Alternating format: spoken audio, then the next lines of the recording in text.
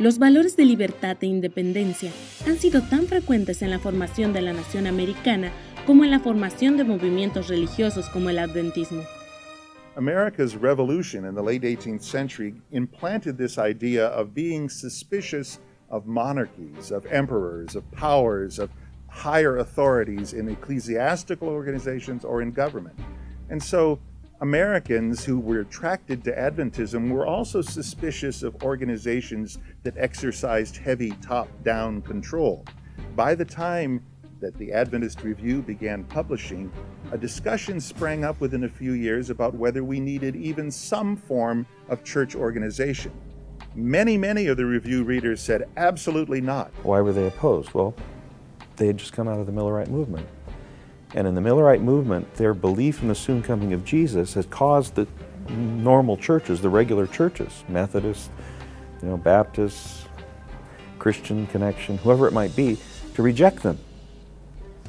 And so those were churches, they thought, that had a creed and were formal and like Babylon. Porque no início de 1844, George Storrs diz que nenhuma igreja pode ser organizada por vontade humana sem que se torne Babilônia no momento de sua organização.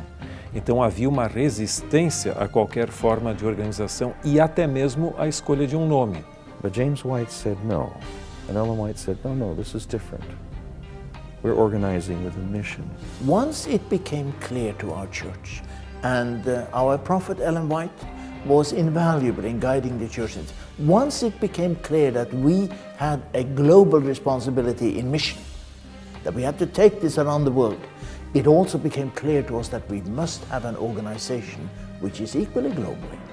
Because we have to hold together, we have to be sure that we stay as one family. So why did we organize? This is a question people have asked. What caused us to organize? Well, it was James White really who was much the leader in this. And it really is a convergence of issues. Perhaps the immediate issue was the publishing work. A nossa editora estava em nome de Tiago White. E se ele morresse, o que aconteceria? Então ele queria colocar isso em nome da igreja. Só que para colocar em nome da igreja não tem como registrar uma editora em uma igreja sem nome. Então foi exatamente o fato de nós organizarmos a obra de publicações, ou mais especificamente a nossa editora, que levou à escolha de um nome, que forçou esse processo e que acabou ocorrendo no dia 1º de outubro de 1860. The other issues that were affecting us were the rapidly approaching Civil War. And of course, as we moved into the Civil War, the need to organize made it possible for us to represent the church. And then a third thing was the group was big enough. There were so many ministers. At first, James White was just passing money to people, saying, well, you need some money, here's some money. But he couldn't get money to all the right people, and so there were people who were hungry and their families were hungry. They didn't have a system to make it work. La necesidad de una estructura para dirigir el movimiento en forma organizada no solo se hizo evidente, sino urgente. When they formed the General Conference in May of 1863, now exactly 150 years ago, they concluded that while they would have a president, he would have only a one-year term. They would have a strong committee, and the church would really effectively be run by committees rather than individuals. They believed that power distributed in the group was safer for God's people. And there's good reason for that. Today, when you walk in the General Conference building, I often take visitors down to the main floor and look up at the atrium, they call it. And I say, what is the most prominent architectural feature you see in this building? And they say, committee rooms. And I say, precisely. É difícil a gente ter um só modelo, mas nós fomos uma fusão, praticamente, entre o modelo metodista, de ter uma associação geral, e também presbiteriano um pouco, e houve eu creio que uma convergência de diferentes modelos, e foi mais uma decisão pragmática. e não tão teórica. Agora nós vamos estudar os modelos organizacionais existentes e vamos optar por um. Eu acho que foi mais uma questão, nós precisamos de alguma coisa que nos integre, que nos mantenha juntos, e vamos fazer dessa maneira. Então houve essa fusão de diferentes modelos, com pastores itinerantes, uma característica do metodismo. Depois você tem essa questão de eliminar do rol de membros da igreja, ou seja, manter um registro, uma coisa mais séria nesse sentido, e você tem as associações e essa integração geral. Então é um modelo, eu creio que fusão de vários e que se tornou singular para nós. Não tem outra igreja igual.